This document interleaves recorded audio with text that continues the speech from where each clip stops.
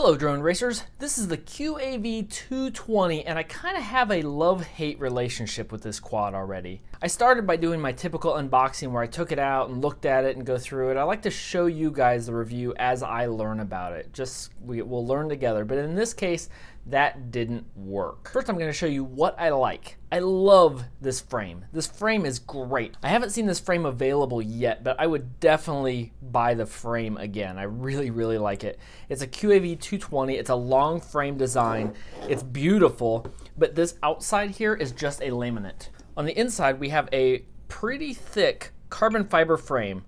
So we get carbon all the way through. It's thick, it's heavy, it's strong. I've crashed it a number of times pretty hard, and the frame is in great shape, including the top plate. So this top plate is really thick and it is carbon except for the very external laminate on it.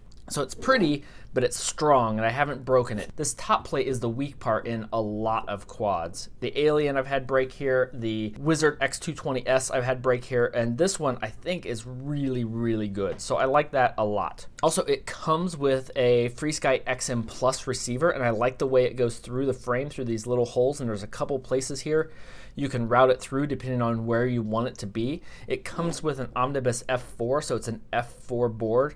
The PDB I like. I'm not usually a fan of lights on the bottom, but I really like these. They're really pretty. I'll show you that in a minute. And it makes it pretty easy to connect and replace your ESCs if you need to. These are individual ESCs, which I haven't seen in a while, honestly. But replacing them on the board would be quite easy, no problem at all there. And then it provides a plug-in for the LEDs on the bottom. So if you want to take those off, it'd be very easy to do. If you need to replace them, it'd be very easy to do. You could just pop the wires out of there, feed it through, take it out, or put it back on, whatever you want to do. I also really like the battery strap that it came with. And then there are some okay components, the motors being one. These motors are totally unmarked. They're supposed to be 2205-2600, which is okay. Since it comes with RacerStar 5042 props, that's probably about right. When I flew it, it had good get up and go, but it wasn't the fastest. But replacing the props with those 2600s would probably make them be really nice, but their motors are not super strong. The magnets don't pull really hard, telling me there's not exceptionally strong components inside there. The camera is just a generic loaded camera, but it has a 2.8mm lens. When I do the flight, I wasn't actually sure what it was. I thought it might have been worse than that on 3.2, but it's 2.8, which is awfully narrow for what I've been flying for a long time. 2.8 is just a very narrow lens, and the video in it just wasn't great. Wasn't good. It'd probably be better. I think I was more distracted by the narrow lens than I was the breakup. There is some video breakup in it also. The VTX is 48 channel, but it says it's just 300 milliwatts, so I don't know if that's accurate. I'm gonna have to get one of those testers like Andy RC uses to find out and see if it's adjustable, because I just can't really tell. But that's a problem for most of the world. A lot of the world's gotta run on 25 milliwatts. If you're stuck with 350, this is simply not going to work for you. That's a deal breaker. And then the really bad part is the assembly. Did you notice that already? Look, we have 1, 2, 3 silver nuts and 1 black one. And these all twist standard. And this one is reversed. So that means this one is standard and it's just backwards. Don't get me wrong, I hate lock nuts. I would prefer this if this was turned the right direction, because for those of you that don't know and are a big fan of locking nuts, what happens is your prop spins this way, and if it catches on something, here it pushes this direction, and I'm actually tightening the nut down. So that way, it doesn't matter. I don't need lock nuts here and here, because if I turn this, it presses it down. I'm locking it even tighter. The problem is on this side, it spins this direction. So now if I catch on something and the motor's turning and the prop catches and the motor keeps spinning, now I'm actually loosening this nut. So if it goes far enough, then the nut pops off, and that's a problem. So that's why we have the black ones, or the reverse threaded nuts. So that way when the prop is spinning this way, if it catches something, the motor again turns and just tightens down this nut. This is the preferred way I like to do it, because it makes it much easier, and I hate lock nuts. They're such a pain in the butt. I like it when this motor and this motor are reversed, but they put the wrong motor on here, which is just a problem. When I got it, there was absolutely no configuration in BetaFlight at all. Nothing, not a bit. And I wasn't sure what version of Omnibus this was, so I had to do some research to get it all set up. So I'm going to go through BetaFlight setup so you can see what to do. So I'm not going to go through BetaFlight update itself. It's an Omnibus. I'll link up in the corner. It's exactly the same as the XJB 145 upgrade. Just install the latest version of 3.2, whatever it is, versus 3.2.1 I install in there. But the process of updating it is exactly the same. So watch that. It's up in the corner. Then come back and watch my settings because I go through all the settings needed to get this working. So I got it working. The receiver's on UART 6, which took me a little while to figure out because I wasn't sure what generation of Omnibus this was. And then I thought I was ready to fly, but then I ran into two more issues that I'm going to show you. One, the vbat was not hooked up, so I was not getting a battery reading, which is one of the main reasons I wanted an OSD. I was not getting any vbat rating in BetaFlight, so I went through and got that wired. So after I go through the BetaFlight settings, I go through and set up and install a wire so I get VBATs because that's essential. It's a free fix. It's something they should have done. I mean, come on, they should have done that. After I finished that, I checked the motors to make sure they were all turning the right direction, and one of them was turning backwards. So I went and fixed that. That's really easy to do in BlHeli. And then I tested the motors 1, 2, 3, 4 in order just to make sure they were right. I mean, they've never not been right, and they were wrong. 3 and 4, so it went 1, 2, 3, 4, which is wrong. They were wired wrong. So I go through also in this video on how to fix that. It's a really easy fix. There were a couple just really easy fixes to get this in the air. So if you got one of these, you're gonna probably have to do these same kind of things. So welcome to the channel and follow these steps, then get your quad in the air. The last thing I don't think I mentioned is it didn't come with an antenna. So if you get this, you're gonna have to get an antenna. It's rare that these don't come with antennas. I have several laying around, but everybody might not. So don't power this on without an antenna. Make sure you get it connected. I'm gonna do that now and then start going through BetaFlight. Okay, I've got it connected. I'm gonna go through my settings that I did. So on ports, you're gonna need UART 6 for this. That's where the receiver should already be connected and in place and ready to go.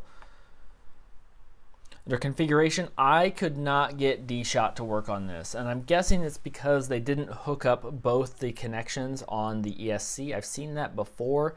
I got multi-shot to work, so I had to calibrate it, which was just fine. I would have liked D-Shot on this because it doesn't have a buzzer. There is a place to hook up a buzzer. If this is going to be your main quad, I recommend hooking up a traditional buzzer to this. It's very straightforward, but for now, you're gonna need multi-shot. I had mine on 8,000 and 2,000. It probably could have handled more, but I turned off the barometer, which is enabled by default.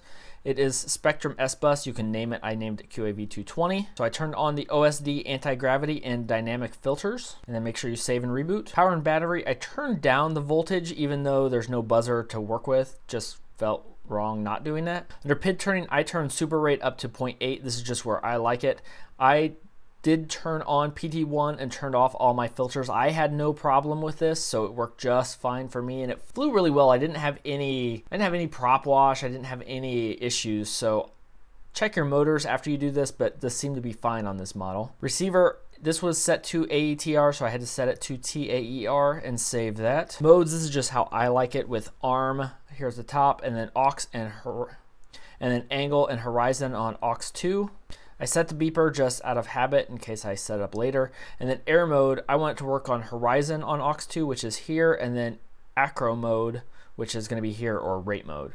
Motors is where I did the test. You turn this on and turn them up one at a time and make sure here it's nice that they're numbered so you can see which ones should turn. And this is where I found that they were not turning properly for me. OSD, I like this in one of the recent updates. Switch all, I turn everything off and I turn on main bat, crosshairs, timer 1, timer 2, fly mode, craft name, warnings, and average cell voltage. Really, that average cell voltage is what I want almost more than anything else. No matter what size battery I'm flying, I can look and at a glance make sure that my battery is okay. It's saved my batteries quite a bit recently. Before you do any updates, make sure you double check. This is an Omnibus F4 SD. That's the load that I installed on here, and I went to 3.2.2, which is the latest as of this moment.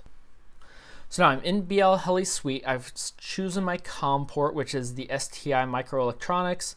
I have my battery connected. I have my antenna on so I don't burn up my VTX. I hit connect and it will connect, and then I hit read setup. So then what I'm gonna do here is check motors. I have my props off, I understand, and I will turn my motors up just a little bit. So now I've got my motors turning, and I'm gonna make sure that they all turn the right direction. And it's kind of nice with these motors, I can actually just tell with my finger. You can't always tell that.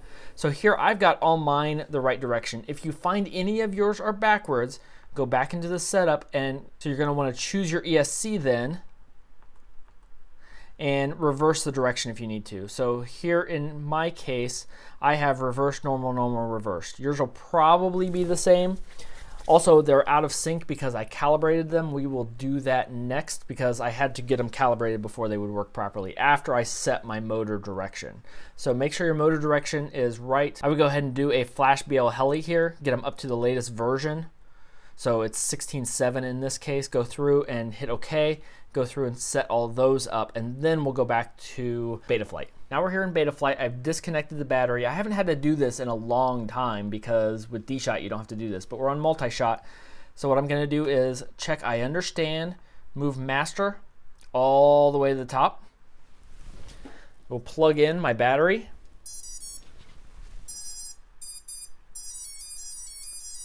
So that's the calibration tone. Move it down to the bottom, front of the master.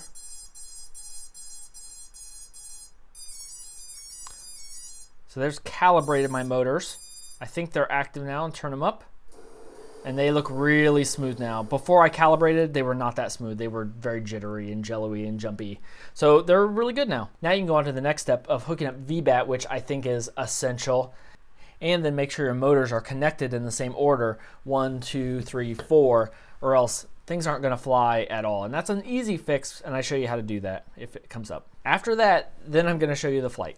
Inside of this is an awesome power distribution board. It's awesome brand, not necessarily that it's great. I really hate that name because it makes it really hard to look up information. When you just type in awesome PDB, it comes up with all kinds of crazy stuff, not necessarily this board. On here there's a pinout that has all the PWM signals, 5 volts and ground, and that is connected to the flight controller. So it's powering the flight controller and then also feeding the signals into it. But the problem is that's powering the flight controller with 5 volts, which makes it absolutely useless for connecting up. So this comes with an Omnibus F4 board, and on this side, so you've got the signal wires over here. On the opposite side here, toward the back of the board with the arrow, the third row down, we have vbat is this pin, and then ground for that is this pin. So if I connect to those, I should have vbat signals in my vbat signals. That should make it work in the BetaFlight. What I do for this is just take some extra wires. I always buy extra connectors because I like to have them on hand when I can connect and keep it as clean as possible. So I'm just going to take this and take the red and the black wires and cut those off to length. So I will cut those off to length, probably fold this around here underneath and solder that on the bottom of the board to keep it as clean as possible. In order to get everything ready, I'm going to tin both sides of both wires. So I'll just take the soldering iron and get a little solder melted on the side there so it's good and hot and it passes through. And then put that over the wire, feed a little more solder into it so it soaks into the wire. And that will make it far easier for the next step. I was hoping one of these pads on the side here would be battery voltage, but they're not. There's a 5 volt and a 12 volt pad there. So I'm going to have to, in this case, solder directly to the battery terminals in order to get this information. Now there's no amps passing through this, so I don't really need it to be an amazing solder connection. I don't even really want to melt the, there we go. I don't really even want to melt the terminal. Normally I would want to melt it all through so the solder is all on there. In this case I just want it to stick and pass through the voltage reading. There's no amps that are going to pass through here, so I don't want big wires. I don't need a good, solid, amazing connection. I just need to be able to read the voltage off of the batteries. There we go. So I basically just got those attached to the wires so they're connected because I don't need to read the amperage through these. I'm not going to send any amps through here. I'm just going to read the voltage, so it doesn't take much. Here we go. On this side, you can actually read what it says, and you can read the vbat pads, and I'm going to the bottom, so that's super convenient. I don't want to ruin my mat, so in this case, I'm grabbing my silicone mat that will keep me from burning and ruining that mat. So I'm going to grab and clean off my tip, put a little solder on here, just enough to get it stuck. Put it on this pad. This is easier to do when there's not a camera right in your face. That'll get the pad hot, and then when I stick the solder down there, it will get it to stick to that pad really well. The solder on the tip will heat the pad, and then I add the solder and it sticks to the pad and not the tip, and I get a really nice tiny little blob there, which is all I want. I don't need much at all. So on this side, I don't know how well you can see that, but there's too much wire there. I don't want that much wire, so I'm going to trim this off, not over the model, because when I heated it and tinned it, I actually melted some of the plastic. I don't want that much because I'm just connecting it to this little pad. I made this longer than it really has to be, but I like to be able to pull things out and work with it after the fact. And again, when you're doing this without a camera right in your face, it's a whole lot easier. So I just heat up the soldering iron, stick the wire in, and call it good. So there we go, that looks pretty good. Just connect it in there just enough. I could get that wire in there just a little bit more, but I think it'll be okay. So now, when I power this up, I should be able to read battery voltage. I'll find out in just a second. Okay, as you're trying to put this in, make sure it fits flat. There's a lot of wires to fit in the middle there, and it's kind of hard to get them all in. So you need to take your time and make sure they're not pressed against one another. Make sure they're not pressed between the board and the components underneath, and it should fit pretty much flat by the time you're done. In order to reverse the motors, so 3 and 4 have to be swapped, the easiest way to do it is on the connector here that's connected to the flight controller that connects to the 4-in-1 flight controller / PDB. What we're going to do here is on these two ends, we're going to take them out and reverse them. So if I reverse them, that will just reverse the motors as the way they're seen in BetaFlight, and will make it work properly. And then maybe we can try and fly it.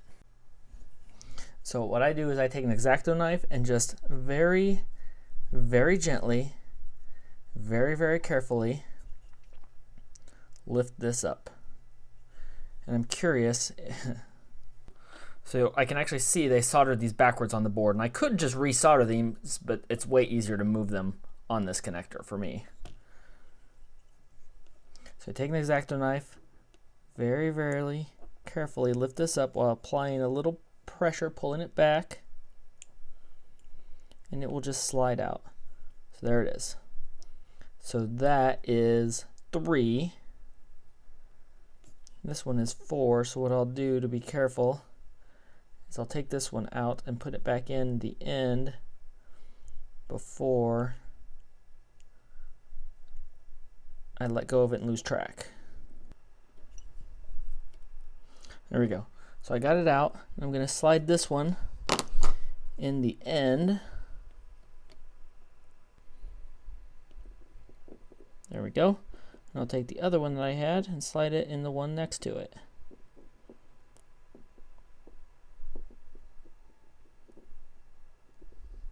Push these down, make sure they don't come back out. There we go. All right, after all of that, let's see if it'll fly. That looks okay. I'm in angle mode here. Tilting forward just a little bit, but that's probably just because it needs calibrated a little better. It's not bad though, it's totally acceptable. People complain about that as drift. Like, that's where you just need to learn to practice and calibrate more. So, let's do, that was not a punch out. Let's do a real punch out.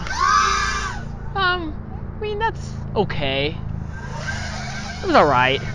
Now, it's probably partially due to these props. These are only 50/42 props, so these are not very aggressive. Let's try horizon mode.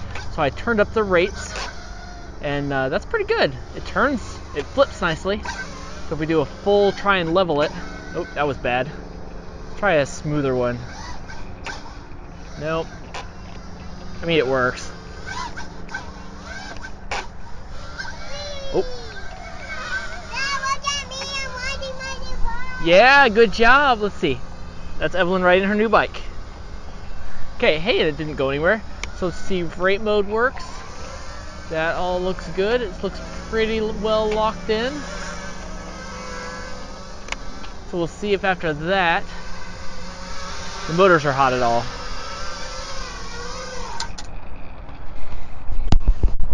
Nope, not even a little warm. No problem there. So let's try some FPV. Okay, so I've got 3.9 volts left, which is pretty good. Oh, I don't like the lens on this camera. I don't know if the camera itself is a problem, or if it's just the lens. I'm guessing this is a 3.2 lens. Maybe it's not. Maybe it's a 2.8. I don't know. It's pretty narrow though. So this is not a all-out screamer. We're not going to go 100 miles per hour like we did with the Dark Max. That's not what this is. This is, I'm going to say, probably a first quad, although it takes a lot of work to get going. But with the frame, I think it should be really durable, and I think it should just fly really well. And here we go. It's pretty smooth. Could use a new lens. There's a little bit of video flicker from the power, but not bad. It's acceptable. And the control is pretty good. The problem is, for this price range, for about the $150 range, you can get some spectacular models. And this is just a, I don't know, well, once it's working, a pretty good model. It's a smooth, not super fast flyer. So it's got just some ridiculously rough competition. The question is going to be, how strong is the frame? And that might be something I have to test here, because that would be the real reason you would buy this. The frame just seems like it will be really, really strong. It's pretty good on the battery though. We've been flying for 3 minutes here. There, even on a punch out, it's alright. I don't want to find out if it's waterproof. That is not one of my goals. So it would be faster for sure if I change the props around. These are just not aggressive props. I used to like these props a lot.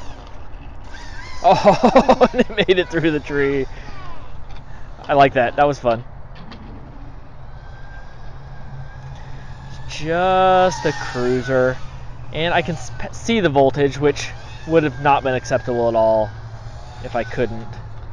So I am willing, I think, with this though, because of this stronger frame, to be a little more gutsy, because I can't really tell that it is a stronger frame.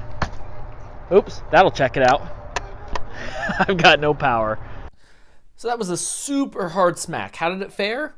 Pretty well. The frame is in great shape. It doesn't show even a hint of damage at all. One of the LEDs isn't working, if you noticed that in the video before, but that's just because it became unplugged, so I plugged that back in and it'll work fine.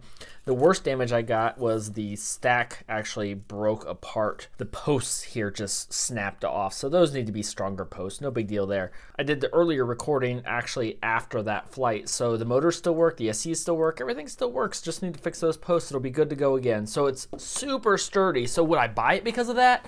No, I would not buy this. I would not recommend this. I just double checked, and the standard price is $190. I'll probably have a coupon down below to get it cheaper, but I probably wouldn't. I'm gonna assume that coupon will get it down to about $150, and there are just much better options for this. The BlHeli for $99, if you can get that, is better than this. The X215 is better than this. The Dark Max is better than this, right at the same price. I do love this frame though, so I want more of this frame. Interestingly, I can't find it, but I can find a QAV220 frame which looks the same to me. I'm gonna go ahead and order one of those to find out, because I really like this frame. It's super strong. I think it makes a great build frame, and I think I like it better than the Martian frame. So I'm gonna get that ordered. I'll link that down below too if you want a frame, because it's just ridiculously strong. I'm really happy with it, especially if you want a top mount. This is definitely made for a top mount. I didn't really show how the battery connector goes here. So it goes on and it's made for a top mount battery. So some people really like that. Some people want it on the bottom. What I really hope is some people that ended up buying this without seeing a review and had problems with it are now able to get in the air. That's the real goal of this video. If you have one, it's totally a workable model. You don't have to just send it back. Just a few things to get it fixed. A motor direction and a little bit of solder for a vbat, and it flies nicely. The camera's not outstanding, but if you replace the lens on it, it will be a whole lot better, and that would be a really easy fix. So a couple minor fixes and you can get this in the air, and it's a good flyer. I like it. There's better choices. There's so many choices right now that this is not one that you have to do. So if you found this useful, probably because you bought one of these and now hopefully you'll be able to fly, leave a like and a comment down below. So until next time, remember, the whole model may not be great, but if you're looking for a long frame, this might be a really great option.